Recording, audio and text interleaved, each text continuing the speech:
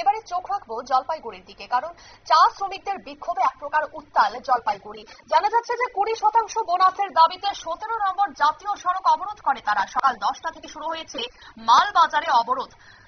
এ নিয়ে বিস্তারিত জানবো, আমাদের সঙ্গে যুক্ত হয়ে গেছে প্রতিনিধি টুপাই ঘোষ। টুপাই, কি জানতে পারছো?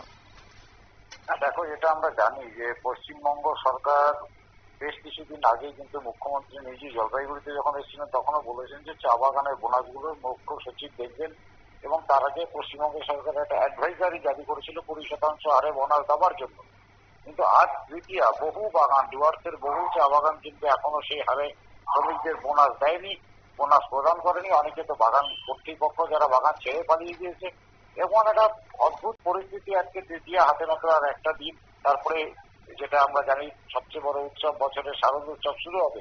কিন্তু ঠিক সেই সময় গোটা ডুয়ার্সের এই চা বলাই কিন্তু একটা কালো মেঘ উড়ে বেড়াচ্ছে, এবং যা প্রতিনিয়ত বিক্ষোভ। শুধু আমি যেটা এখন যে ছবি দেখা যাচ্ছে সেটা বাগড়াকোট চা বাগানে, শুধু বাগড়াকোট চা বাগান নয়, ডুয়ার্সের বেশ কিছু চা বাগান থেকে খবর আসছে যে বোনাসের দাবিতে তারা এখনো বিক্ষোভ চালিয়ে যাচ্ছে।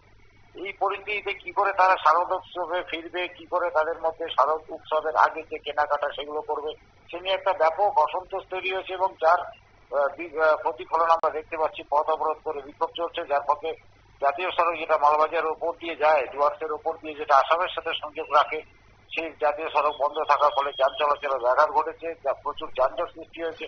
এবং সব মিলিয়ে যে সর্বশেষ পরিস্থিতি, তাতে কিন্তু শ্রমিকরা তাদের দাবিতে অনড় রয়েছে।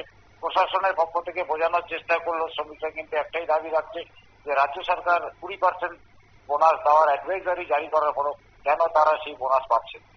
তবে আরেকটা বিষয়, যে চা শ্রমিকদের যে প্রাপ্য যেটা বকেয়া বেতন, সেইটা অনেক সময় আটকে দেওয়া হয়। তবে এক্ষেত্রে কি তারা সেই প্রাপ্য বকেয়া বেতনটা কি তারা পেয়েছে এবারে?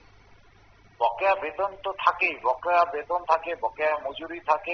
প্রভিডেন্ট ফান্ডের অধিকাংশ বাগানে প্রভিডেন্ট ফান্ডের টাকা তাদের মজুরি থেকে কেটে নেওয়া হলো, সেগুলো সঠিকভাবে জমা পড়েনি। জমা পড়লেও জীবিত ব্যক্তিকে মৃত দেখিয়ে তুলে নেওয়া হয়েছে প্রভিডেন্ট ফান্ডের টাকা। এরকম একটা ব্যাপক দুর্নীতির কবলে পড়ে আছে গোটা ডুয়ার্সের চা বলয়, যাতে প্রায় অতিষ্ঠ হয়ে গেছে ডুয়ার্সের চা বলয়ে এই লক্ষ লক্ষ আদিবাসী চা শ্রমিকরা এবং তাদের পরিবাররা।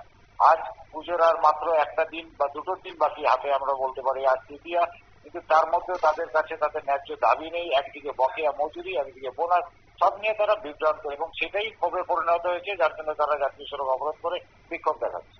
ধন্যবাদ টুকাই।